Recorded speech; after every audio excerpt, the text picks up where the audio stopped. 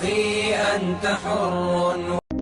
Payg'ambarimiz Muhammad Mustafa sallallohu alayhi va sallam nasablari va tug'ilishlari.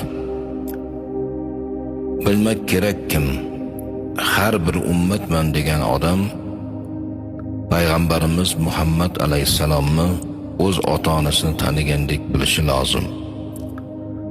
Payg'ambarimiz sallallohu alayhi va sallam o'zlari arab naslidan, Quraysh qabilasi Bani Hoshim urug'idan bo'lib, nomi shariflari Muhammaddur sallallohu alayhi va sallam. Tug'ilgan joylari Arabistonda, Makka shahridir.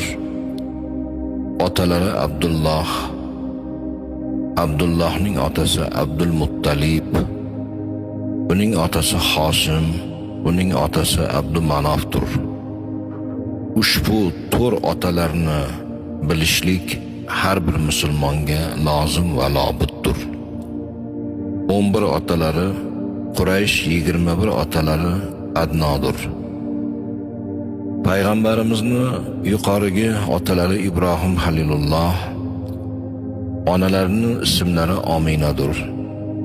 Payg'ambarimiz Muhammad Mustafa sallallohu alayhi va sallam ota-onadan yolg'iz tug'ilgan to'ng'ich o'g'ildirlar. Chunki payg'ambarimiz ona qornida 2 oylik bo'lgan chog'larida otalari Abdulloh Shom safariga ketayotib Madina shahrida vafot topdilar. Yoshlari 30 ga yetmagan edi. Payg'ambarimiz sallallohu alayhi va sallam Hazrati Isa alayhisalomdan 571 yil keyin tug'ilgan ekanlar. U zamonda Eron mamlakatida mashhur No'shiravon Odil podshoh o'tgan ekanlar. Odil podshoh zamonida tug'ildim degan so'zlari mavridir. Rabbil avval oyini 12-si dushanba kechasi sahar vaqtida dunyoga keldilar. Ona qornida yotishlari, onadan tug'ilishlari boshqa bolalardek bo'lgani yo'q. Chunki onalari Omina og'ir bo'y xotinlardek qursoq og'irliklarni sezmadilar. Dard, alamlarni boshdan kechirganlari yo'q. To'lg'oq azoblarni ko'rganlari yo'q. Yukli xotinlarga bo'ladigan badan og'irchiliklarini hech bilganlari yo'q. Ona qornida 6 oylik bo'lganlarida Xudoni do'sti, oxir zamon payg'ambariga yuklik bo'lding deb Ominaga tushlarda bashorat bo'ldi. Bu muborak o'g'il tug'ilganligini so'ngida oti Muhammad bo'lsin degan nom tug'ilishlaridan oldin bashorat bo'lgan ekan.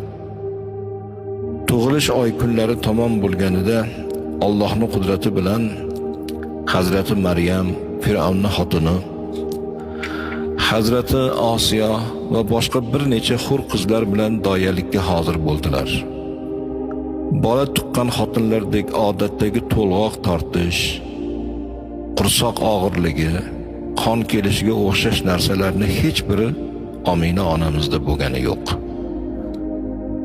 Payg'ambarimiz Muhammad Mustafa sallallohu alayhi va sallam tug'ilganlarida poklik, tozalik bilan vujudga keldilar.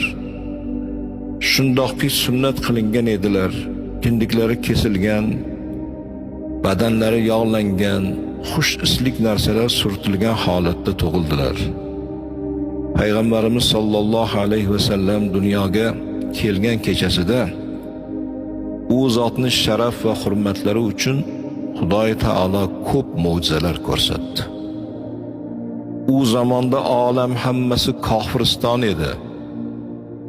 O'tgan payg'ambarlarni ko'rsatgan haq dinlaridan odamlar adashgan edilar. Arab mushriklari tarafidan Baytullohga 360 dona but osilgan edi. Arablarning har bir urug'i o'zlariga atab Baytullohga bir donadan but osib qo'yishni odat qilgan edilar.